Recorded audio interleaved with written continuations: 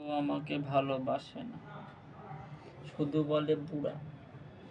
আমার চুল সব পেকে গেছে, দাড়ি পেকে গিয়েছে, তাই বলে বুড়া।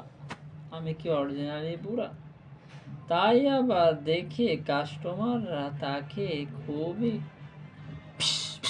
করে উঠেছে। কিন্তু আমি তো চাই আমার বউ বুড়াই বলুক আর ছুড়াই বলুক, সে আমার বউ। আমি তাকে অনেক ভালোবাসি।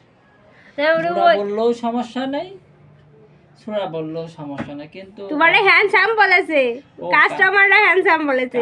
বলেছে আপু খবরদার ভাইয়ের সাথে এরকম ব্যবহার করবেন না, বুড়া বলবেন না, হ্যান্ডসাম বলবেন। ভাই অনেক হ্যান্ডসাম। তার মানে কি কাস্টমার তোমার লাইক করেছে মনে হয়? আমি তাকে লাইক করি না। করি না?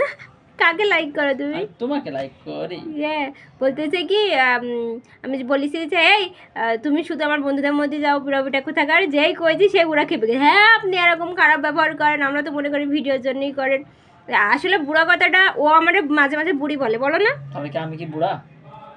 না অবশ্যই না, তুমি এখনো সেই বুড়ো হওয়ার বয়স হয়নি, কিন্তু তুমি মাঝে মাঝে আমার বুড়ি বলো না? অবশ্যই অবশ্যই। ও মাঝে মাঝে আমার বুড়ি বলে, আমি ওরা বুড়া বলি, জাস্ট এটা ইয়ার কি চলে বলি আমরা, যে এটা এখনকার জেনারেশনের মানুষের কাছে আশ্চর্যজনক, তাই না? যে বুড়া আবার কেমন আর কি, বুড়ি আবার কেমন আর কি। সত্যি বলতে সংসারে স্বামী স্ত্রীর মহব্বত থাকলে এরকম অনেক ছোটখাটো ইয়ার কি হয়েই থাকে। কেউ যদি স্বামী অত্যাচার পেয়ে না বলতে পারে, তাহলে বলতে হবে তার ভিতরে কোনো ভালোবাসা নেই। হ্যাঁ, সংসার জীবনটা, আসল জীবনটা তারা পায়নি। জীবনটা এমনই হওয়া উচিত, দুইজনে একসঙ্গে একত্রে, যেটাই হোক ভালো হোক, ভালো হোক। অবশ্যই শাসন দিয়ে নয়, ভালোবাসা দিয়ে সংসার হয়।